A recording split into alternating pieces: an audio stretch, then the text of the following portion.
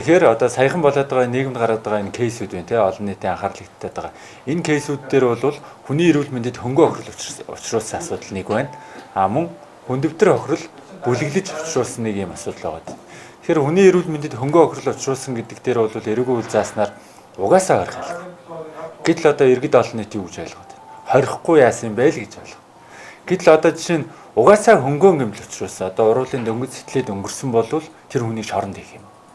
Ийм хуулийн зохицуулт байхгүй. Нэг хоёрдугаар бусдыг одоо бүлэглэж бусдын эрүүл мэндэд хүндөвтөр хохирол учруулсан бол торох ял, зорчих эрхийг хязгаарлах ял, хорих ял гэдэг ийм гурван төрлийн ялтай.